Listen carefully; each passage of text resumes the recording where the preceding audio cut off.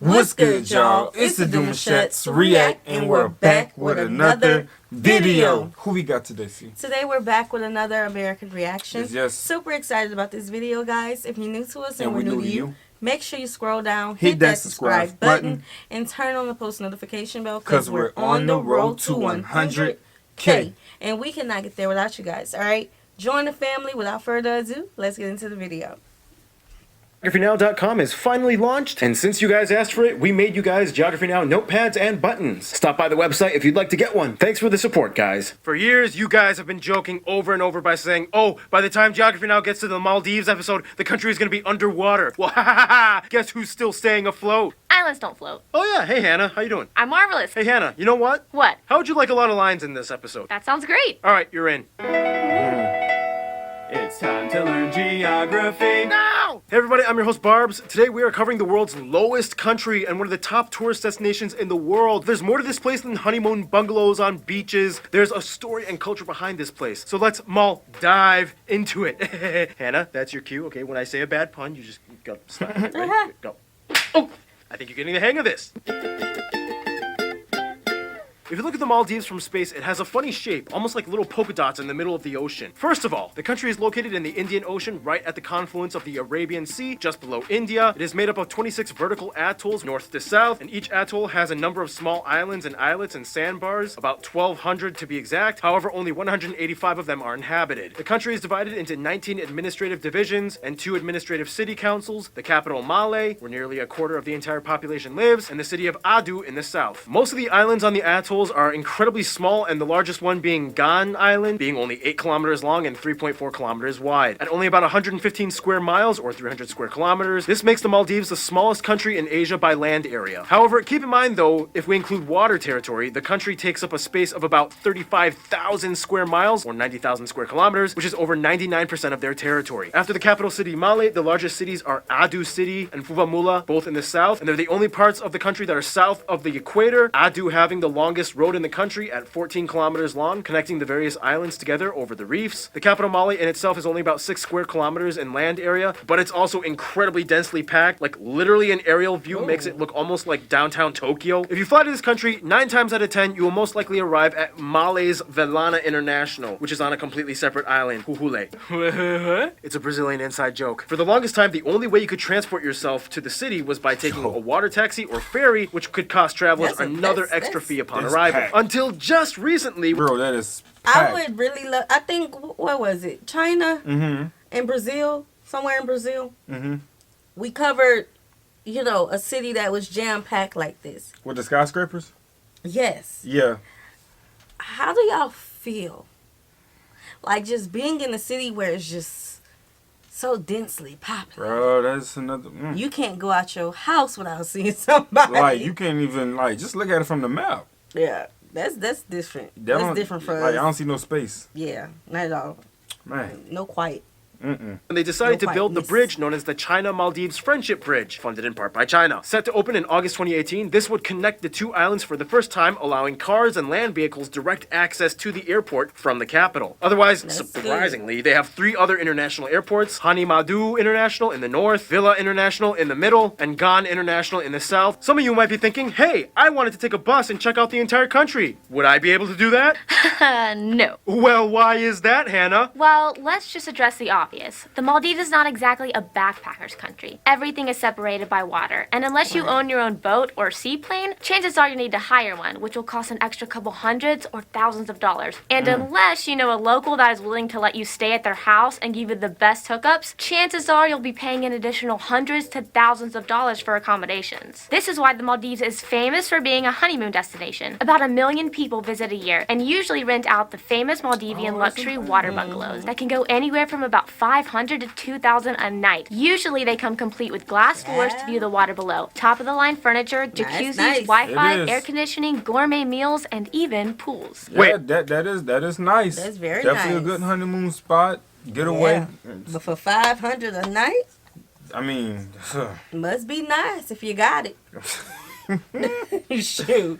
I don't understand. You can literally dive into the beautiful ocean from your bungalow. Why would you That's need another beautiful. pool? Well, think about it. Why would you construct an extra bathroom in your house? Well, because if I don't want to use the first one, and also it kind of appreciates the value. Yep. Although most major inhabited atolls do have luxury resorts, the Maldives is so much more than that. And I would say if you want the truest Maldivian experience, you have to sail or fly to a local island run and inhabited only by the locals with no bungalows. That's right, Hannah. Islands like Vadu or Fioari with thick palm forests, the streets of Didu in the north, where you can watch local kids play soccer at the sports field. Oh, and what's this fine. place? Kalaidu? It's pretty big and spacious with a nice lagoon, but no major resorts. It looks like you just searched Google Earth and chose any random secluded island. Yep, that's exactly what I did. Oh, Get back to no. work, Ken. Otherwise, Hannah, how would you like to mention the top notable sites? I would. Male's Friday Mosque and the Golden Dome Huhu Male Mosque, the Tsunami Monument, the President's House, the Victory Monument, Republic Square, the historic battleground of the Utimo Ganduvaru, the damaged Buddhist stupas, the Vasho Veo Pool, and if you're curious, you can stop by this island where they throw all their trash. But yeah, other than that, No. every I wouldn't notable do site that. is like a luxury bungalow villa. So now we're gonna try to give you some real good native Maldivian stuff. Luckily, nature does not disappoint. Let's discuss that. Thank you, Hannah. Being the lowest country in the world, I mean, their highest point is only about 2 meters, has its advantages and disadvantages. First of all, the atoll chains that make up the country are split into 3 general sections divided by the Cardiva Channel in the north and the 1.5-degree channel in the south, named after the line of latitude that separates it. The island lies on what is called the Chagos Laccadive Ridge, an underwater volcanic plateau that stretches all the way from the southern tip of India into the middle of the Indian Ocean, Wow. close to the central Indian Ridge fault line. This plateau holds what is called the Chagos Archipelago, which contain the islands that make up the Maldives, as well as the Chagos Islands, or British Indian Ocean Territory, administered by the UK in the south, and Lakshadweep in the north, administered by India. The islands are too small to harbor any rivers, but some islands have small lakes and ponds, and the highest point of the country would most likely be the sand dunes of Hitadu Island. These can only reach up to about 2.4 meters. Whew. All right, triple shot of espresso break. You know what time it is? Noah, you know the deal. Take it away. Yep, get out of here. All these islands are pretty much. I don't know about just being surrounded by so much water. You know, us living at the southernmost point in Louisiana. Well, not the southernmost, but living so the bottom. close to the Gulf. Yeah, we want to boot. Like, that was a adjustment, you know, but it was beautiful to be able to go by the lake, Yeah, you know, and yeah. see things. And I don't know, but just having water all around you.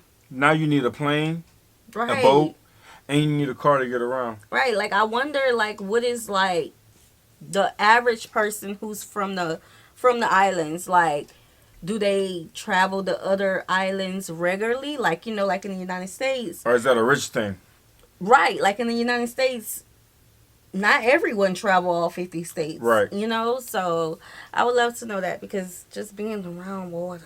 Yeah. I guess I'm just not a water person like that. Yeah, you feel? Yeah. I know you, son.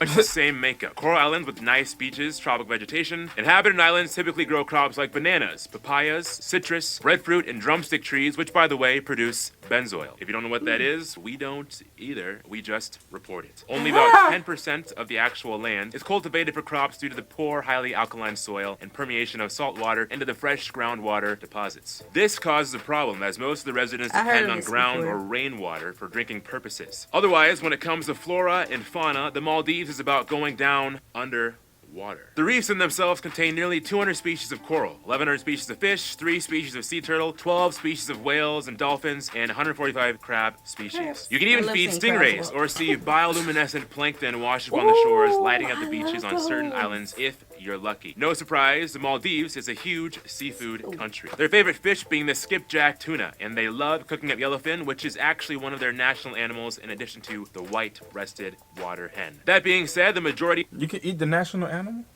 I mean, I guess. Ours, you go to jail here. We can't cook a pelican. That's not the national. That's the state That's level. a state, but at the Yeah, same the time, eagle, though, like, you can't. Is it's the eagle, you protected. say? It's protected. Yeah. even the eagle, we can't cook an eagle? It's protected. No, I'm curious. Somebody done ate it before. Somebody done caught something slipping and said, yup. And they went to jail. How you gonna know?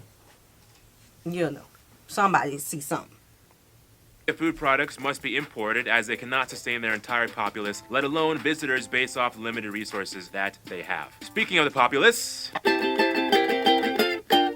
Once again, that was Noah. Thank you. Follow him on Instagram. Send him fan mail. Whatever you want. You can find me. All right, so now we reach the most enigmatic aspect of the Maldives, the Maldivians. Who are they and what's their story? Well, first of all, the country has about 450,000 people and is the smallest country in population in Asia. The country's citizens make up somewhere around 80% of the population and identify as ethnically Maldivian or Divehi, whereas the rest of the population are foreign expats and some illegal immigrants, mostly coming from Sri Lanka, Nepal, and Bangladesh. They use the Maldivian rupiah as their currency. They use the types A, D, G, J, K, and L plug outlets. When you have a ton of tourists, you kind of have to accommodate and be creative. And they drive on the left side of the road. Now, before we move on, we might need to explain first what exactly an ethnic Maldivian is. Well, for one, the Maldivians are part of the broader Divehi ethnic group, which are kind of separated into three categories. The main group, located on all the islands from the top to Lamu, which make up about 70% of Divehis. The southern group, which inhabit the three southernmost atolls of the Maldives. They have a different accent and are closely related to the original Maldivians. And finally, the Minicoy, or the northernmost people, which used to be part of the Maldives, but then they seceded themselves to India and became part of the Lakshadweep Union territory. It's kind of like what Mayotte did with the Comoros. Yeah, I know. Don't remind me. The language they speak is called Divehi, a cousin of Sinhalese. It has kind of like a slight Arabic mix to it, and they write in a script called the Tana, which is also inspired off of Arabic. They used to have their own ancient writing system, but just like Javanese and Indonesia, it died out in the 20th century. Yeah, I know. Don't remind me. Otherwise, English is widely spoken, especially in the tourism sector. Unfortunately, freedom of religion is not quite exactly existent in the country. The country's official state religion is Islam, practiced or at least claimed by over 98% of the population. And by default, all citizens, by decree of the Constitution, are required to be Muslim. They are not allowed to renounce or convert, and non-Muslims are almost never granted citizenship. Non-citizens and visitors, of course, are free to believe whatever they want, but they are not allowed to publicly proselytize or practice anything other than Islam. Which is strange, because for the longest time, the Maldives was a heavily Buddhist country for centuries. We'll get into that later. Culture-wise, they are seafarers, ocean people. If they aren't sailing the traditional Doni boats, they're swimming or fishing, making crafty oar blade patterns, using swing beds, making lacquerware or pattern mats. And don't be shocked to find people dancing on the beach, playing music with the strange bubul tarang instrument. Which brings us to history. We don't have enough time to get into it, but in the quickest way I can put it, Girovaru people, the first settlers, come in from South India. The arrival of the Sinhalese people, the first royal dynasties, Buddhist period, lunar dynasty, conversion to Islam. The Portuguese come in, British protectorate, country becomes a republic, tourism starts in the 70s, reign of President Mamun, the 2004 tsunami, democratic elections in 2008, post-tsunami development boom, and here we are today. In addition, some famous or notable Maldivian people throughout history might include Ibrahim Nasir, Yamin Abdul Gayoom, Mohammed Nasheed, singer Unusha, Yuma Mohammed, Sunita Ali, Sizan Ali, Ali Ramiz, Naifaru Tohoko, Nazmi Johnston, Hassan Saeed, Ahmed Ridwan, and Yamin Rashid. Whew, all right, that was quite a few interestingly pronounced names. Let's move on to the friend zone. India, of course. Now, the Maldives is a high tourism country, but they are also a very high diplomatic country as well. The UK is probably the closest European friend, as they still hold ties from being a British protectorate. However, things got a little weird after they decided to leave the Commonwealth. With India, it's complicated because in the past, they have accused India of interfering in their affairs, and India has shown bitterness in the past with them doing things like declining the renewal of Indian visas and reaching out to Pakistan. Nonetheless, India is still a huge player in aid and support, and as much as they disagree, India has to kind of strategize their diplomacy before China gets too cozy with them, especially after building that bridge. The UAE and Singapore are like the superhero friends that they look up to. They are the biggest import partners, and they really aspire to become something like them. You know, a nation limited in space and resources, yet diversified and thriving economically. They always watch them and take notes. When it comes to their best friends, however, most Maldivians I have talked to have said probably Sri Lanka. The two countries have a long history and shared culture. They both speak similar languages. The Sri Lankan military trains theirs. Many tours to the Maldives are also dependent on them as they operate in joint packages. And after the 2004 tsunami, Sri Lanka was one of the first friends to jump in and help them. In conclusion, the Maldives is like the lowest nation in the world, but they also kind of literally personify this saying that when you reach the bottom, there's only one way left to go. Stay tuned, Molly is coming up next. I like that. Very beautiful. Very? Well. Yeah. You still on the animal? Nah. I was thinking about their best friends and their relationships, you know what I'm saying? So a lot of times people, you know, these different countries want relationships with the ones who have like artillery and things like that, something they can really benefit off of in the future. Right. You know what I'm saying? Because it's not just we love you, we just want to be there for you. Mm-hmm. Something in return they need. Yeah, definitely. Yeah. It's always interesting when it's the countries that's nearby Mhm. that isn't their best friend, because like Right. y'all like right there. They You know. maybe slicks out beefing on the cool. Yeah, yeah. Look at these Surprisingly. countries. It's like he be making the countries seem like people, so it's kind of He funny. gets it. You get it instantly. You know. yes. So we hope you guys enjoyed this video with us. Like this video, subscribe, turn on the post notification bell. We have enabled our super thanks if you like to support the channel that way, as well as our join feature to become a VIP member of the channel. Send in your reaction request through our description box below. We'll see you soon. Peace.